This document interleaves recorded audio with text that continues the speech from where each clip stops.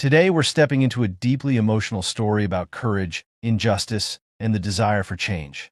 It all begins with John Carter, a black veteran who left the battlefield in search of peace in his everyday life.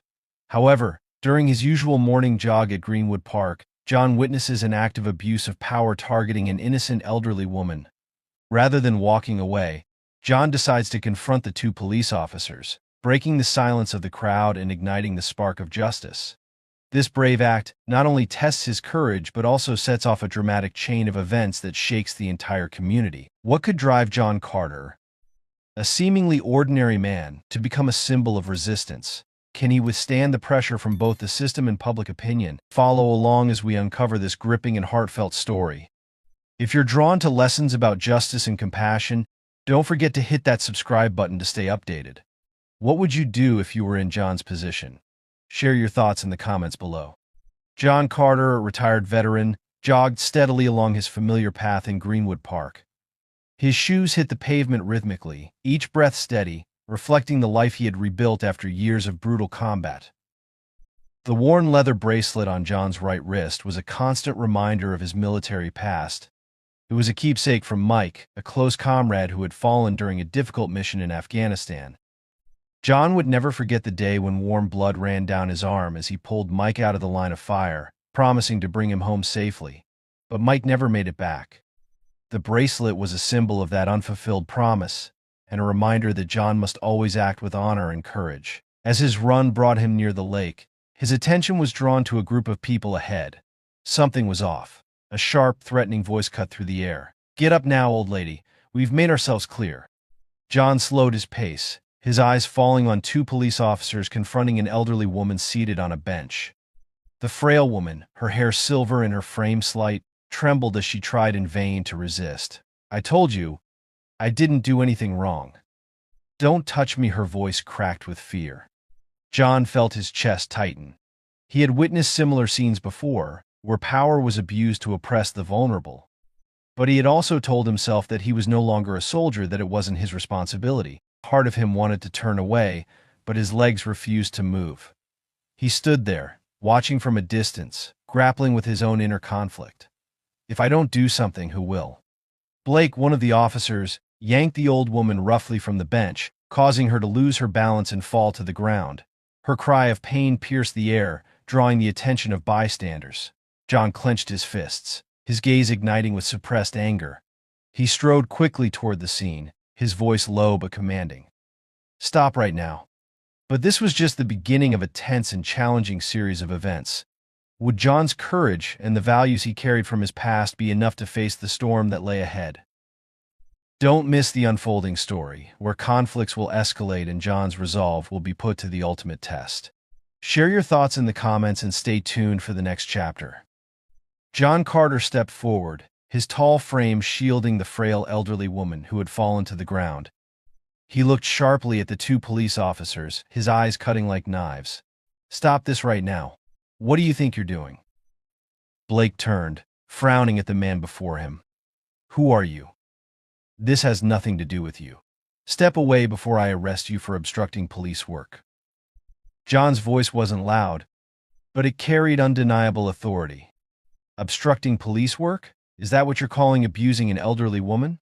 Let her go, or you'll have to answer to this entire town." Carter, standing beside Blake, twirled the baton in his hand with a mocking tone. "Listen here, old man. You'd better get back to your jogging. We don't have time to play hero with you."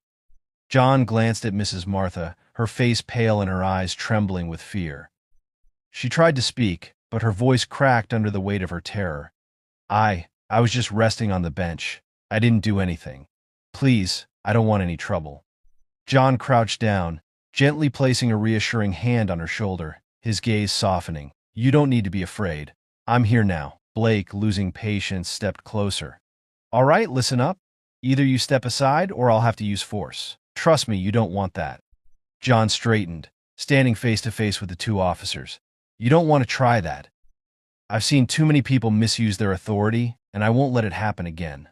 Blake, anger flaring, lunged forward, attempting to shove John out of the way. But he hadn't anticipated that the middle-aged man before him was far from ordinary. John moved swiftly, catching Blake's arm and locking it in a firm hold that rendered him immobile. Carter, seeing his partner restrained, rushed forward with his baton raised, aiming for John's shoulder. But John deftly dodged the attack and, with a quick twist, disarmed Carter in one fluid motion. The crowd surrounding them began to stir. Some cheered while others shouted loudly, "Stop this. This is abuse of power. We're recording everything." Blake struggled to free himself from John's grip, but John tightened the hold. "Don't try it again," he said, his tone low but commanding. "I don't want to hurt anyone, but you need to stop this now."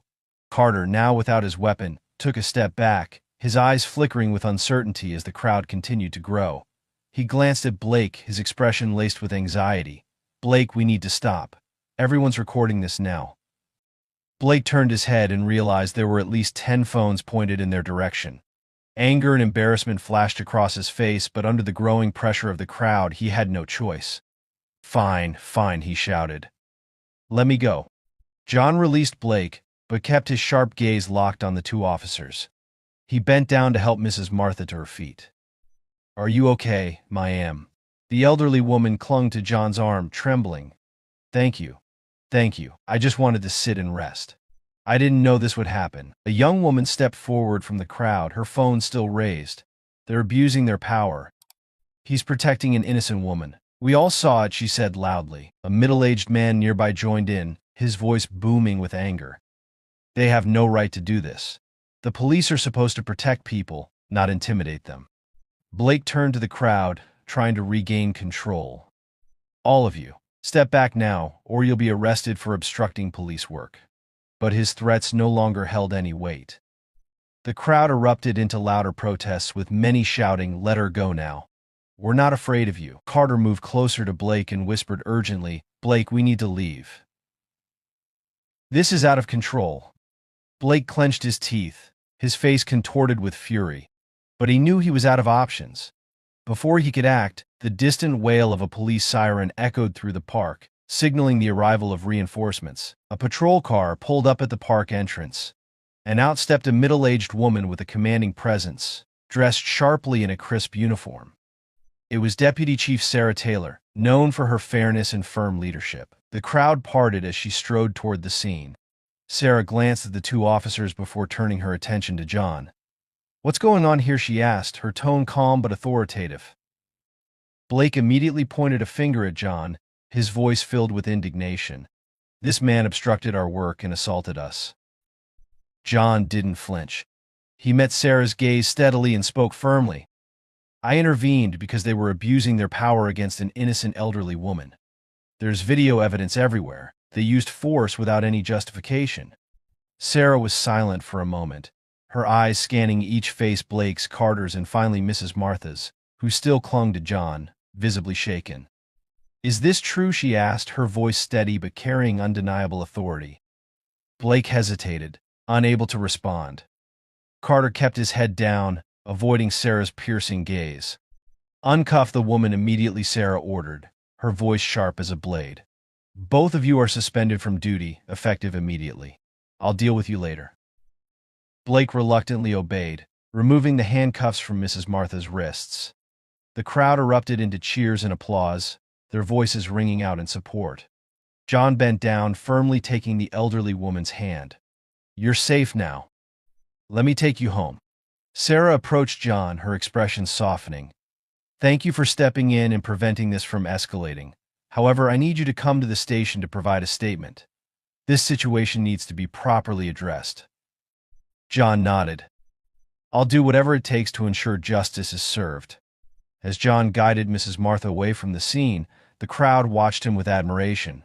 A woman shouted, "Mr. Carter, you're our hero," but John remained silent, walking steadily, aware that the real battle was still ahead. John's actions had ignited a flame within the community, but they also thrust him into the center of a powerful storm. Could he continue to stand firm under pressure from all sides? Stay tuned for the next chapter, where the truth begins to surface and tensions deepen. Share your thoughts and follow along for the gripping developments in John Carter's journey. The sound of the police siren faded into the distance as Deputy Chief Sarah Taylor left the scene, ensuring Mrs. Martha's safety. Blake and Carter, The two officers, temporarily suspended from duty, stood quietly in a corner, avoiding the furious gazes of the dispersing crowd. John Carter watched them leave, saying nothing, his cold and contemplative expression betraying the weight of his thoughts.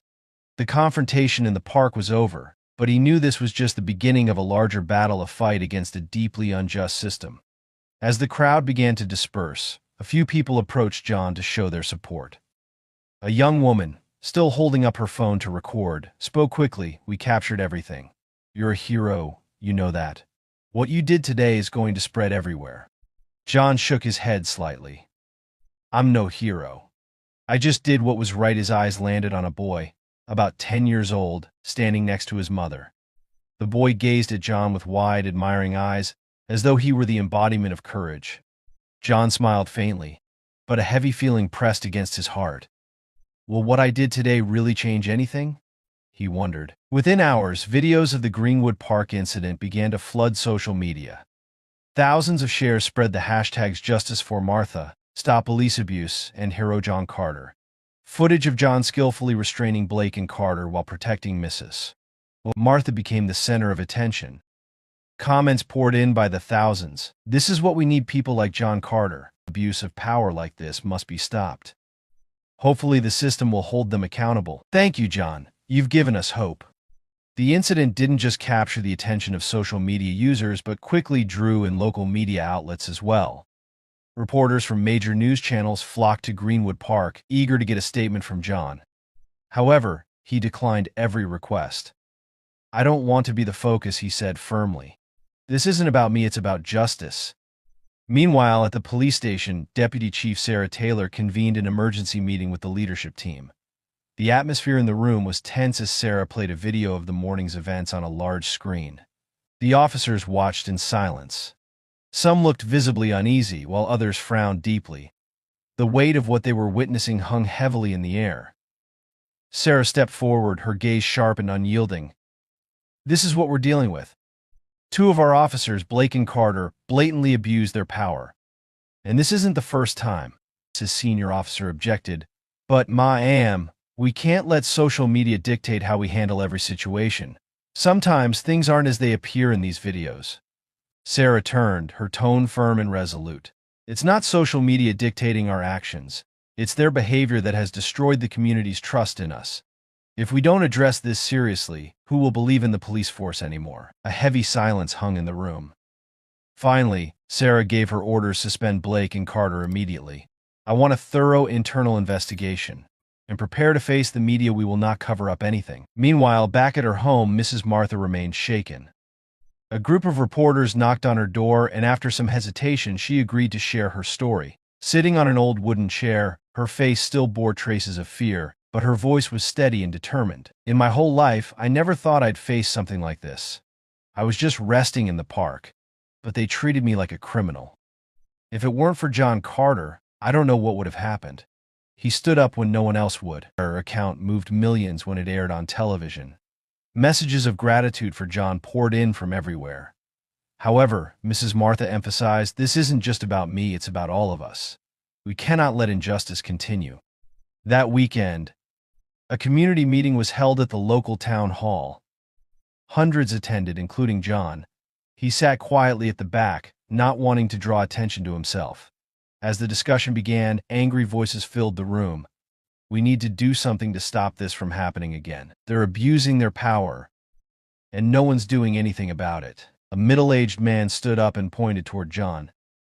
"Mr. Carter, you're the only one who had the courage to stand up. We need your help." John rose to his feet, looking around the room.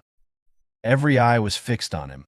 He took a deep breath before speaking. "I'm not a hero, and I don't have all the answers. But I do know this: we cannot stay silent. What I did was just an action in the moment, but all of you are the real strength. We have to come together to create change." The room erupted in applause. It was at that moment John realized, whether he wanted it or not, he had become a symbol for a movement demanding justice. News of the Greenwood Park incident continued to spread like wildfire. Media coverage was relentless, with articles and reports dissecting the abuse of power by the police force. Meanwhile, the local community grew increasingly divided, with one side rallying behind John Carter and calling for reform, while the other defended the police, claiming the incident had been exaggerated. At the police department, Deputy Chief Sarah Taylor personally oversaw the internal investigation into the actions of Officers Blake and Carter. In a private meeting room, Sarah confronted the two officers, her gaze heavy with disappointment. "What do you have to say about your actions at Greenwood Park?" Sarah asked, her tone cold and firm. Blake sat up straight, trying to maintain his composure. "We were following procedure, ma'am."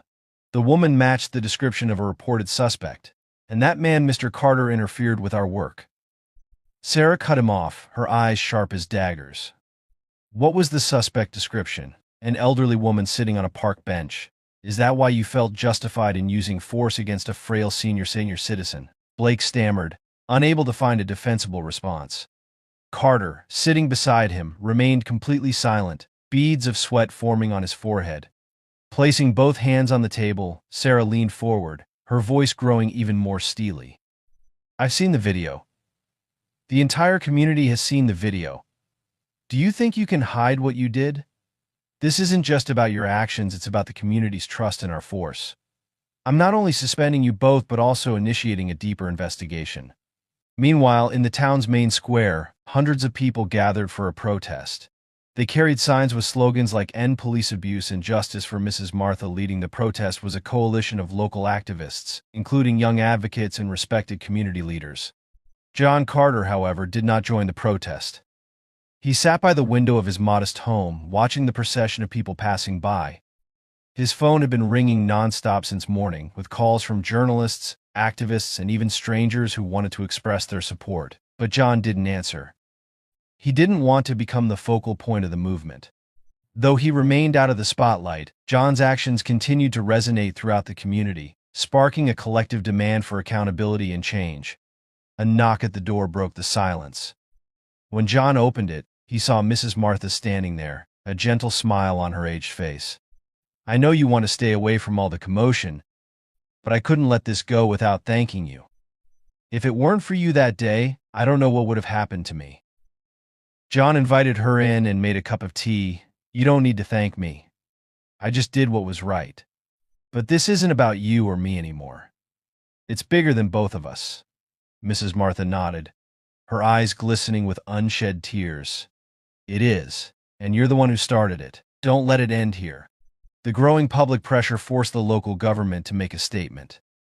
The town's mayor, a polished middle-aged man, addressed the press during a news conference. "We have all seen what transpired, and like you, I am deeply outraged. We are committed to a thorough investigation and implementing necessary reforms to ensure no one suffers from such abuse of power again." However, his words failed to appease the anger.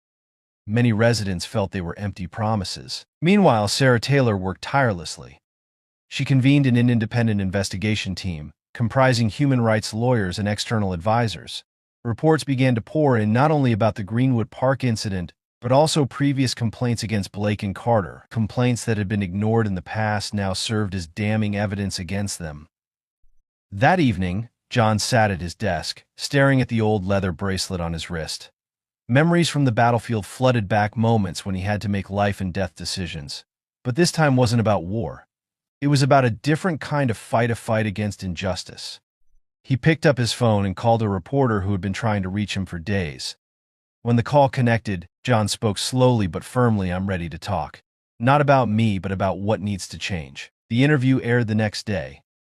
During the program, John spoke little about himself. Instead, he focused on the need for systemic reform. What happened in the park wasn't an isolated incident.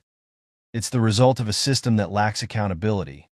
If we don't fight back, incidents like this will continue. His words sparked an even stronger wave of support, drawing the attention of national human rights organizations.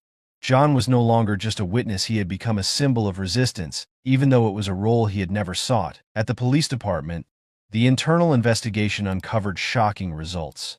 Sarah Taylor received a detailed report from the independent investigation team, which outlined a long list of complaints about the misconduct of officers Blake and Carter. Incidents that had previously been ignored or superficially addressed were now pieced together into a clear pattern. These two officers had repeatedly abused their power, particularly targeting people of color and the vulnerable in the community. Sarah convened a press conference to publicly disclose these findings for the first time. Standing at the podium, her gaze was firm and unyielding. "We have uncovered a series of serious violations involving Officers Blake and Carter. This is not just about the Greenwood Park incident, it's part of a systemic pattern of misconduct that has persisted for years. We are committed to not only holding the individuals accountable but also implementing comprehensive reforms to ensure this never happens again." News of Sarah's press conference spread quickly. National media outlets began to cover the Greenwood Park incident as a focal point, and numerous human rights organizations sent open letters demanding stronger action from the local government. Meanwhile, protests in the town grew larger, drawing participants from neighboring areas. John Carter, despite his reluctance to become the center of attention, continued to receive invitations to participate in discussions and forums. He knew that remaining silent at this point wouldn't help. After days of deliberation, he decided to attend a major community forum that would include local leaders and influential figures.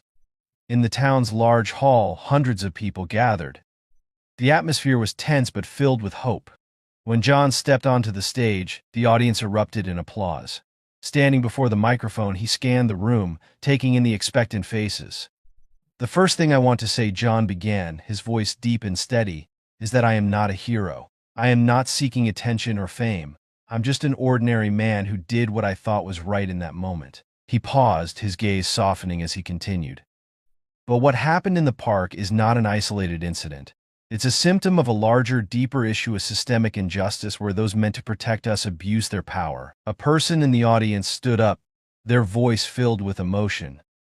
"What should we do, Mr. Carter? We need to know how to bring about change." John nodded, his eyes reflecting a determined resolve. "We need to unite. First, we must ensure that those who abuse their power are held accountable. But it can't stop there. We need to address the root causes through education, training, and real reform. And most importantly, we cannot remain silent." The hall erupted in applause once more. John's words not only inspired those in attendance but also solidified his role as a leader in the movement, even though he had never sought that position. Meanwhile, at the police department, Blake and Carter were summoned to hear the official decision from the disciplinary committee. With a wealth of evidence presented, both were charged with serious abuse of power and violations of professional ethics. Sarah Taylor addressed the entire force, declaring, "Blake and Carter no longer represent this police department. They will face the law, and we must take responsibility for the failings in our system." Blake attempted to defend himself. "I was just doing my job. I can't control how people react," but his words fell into silence. No one in the room stood by him anymore. The Greenwood Park incident was no longer just a story of a small town. It became an inspiration for anti-abusive power movements in other places. Communities organized peaceful protests calling for police reform, spreading their message using the hashtag #JusticeForAll. John received hundreds of letters from across the country. One in particular, from a 12-year-old girl, moved him deeply. In the letter she wrote, "Thank you, Mr. Carter. You've given me hope that we can live in a fairer world." A month after the incident, the first reforms were implemented at the local police department: mandatory courses on professional ethics and cultural communication, along with the establishment of an independent oversight mechanism to handle complaints. Sarah Taylor was praised for her courage and determination, but she often said, "These changes are not the end. This is just the beginning."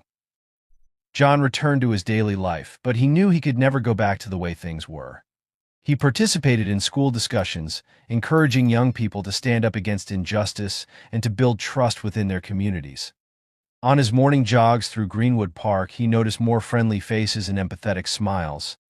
And on the bench where Mrs. Martha once sat, a small plaque had been installed, reading, "Justice is the strength of the community."